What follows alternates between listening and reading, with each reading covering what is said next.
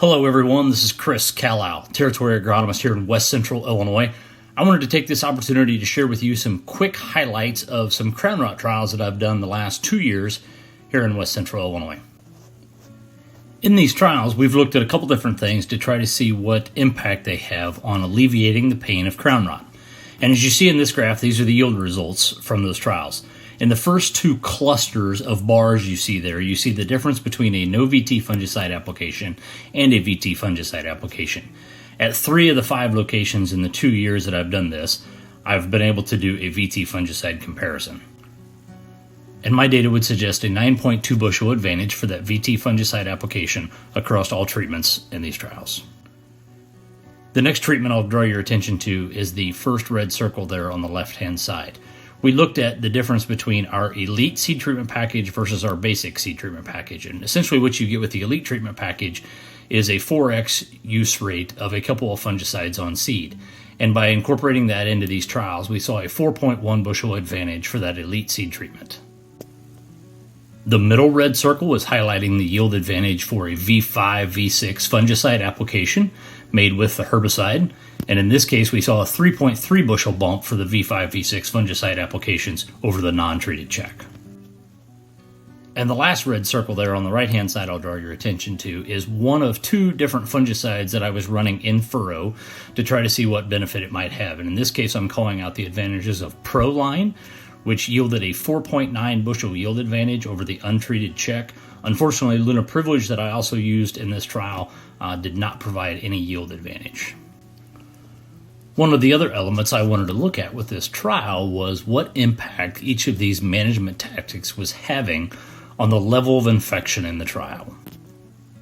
So just prior to harvest, we went out and walked these trials and took ratings on the percent infection of each plot, and that's what I'm depicting here. And in this case, the lower the bar, the better. This is probably the easiest way to look at that data on the infection rates.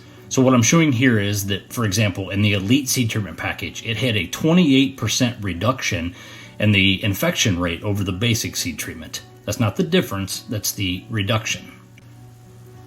V5 fungicide had a 10% reduction in the infection rate.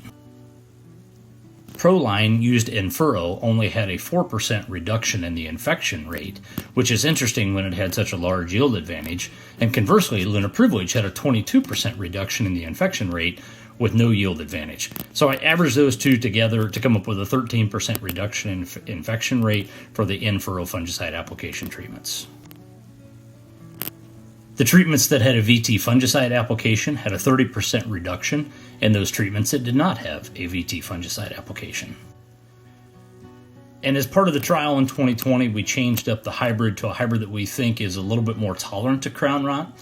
And in this case, we saw a 33% reduction in the level of crown rot versus a hybrid that we consider to be a tad bit more susceptible.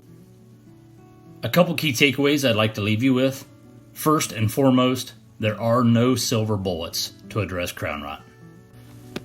Trial work like this and work that others are doing are starting to identify how tools we have available to us may help us alleviate some of the issues we have with crown rot.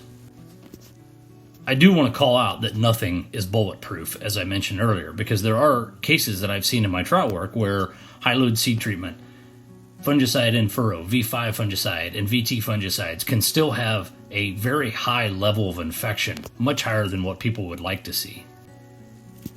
There is definitely a trend in my data that suggests the more tools we deploy, the greater the impact we can have on alleviating the pain.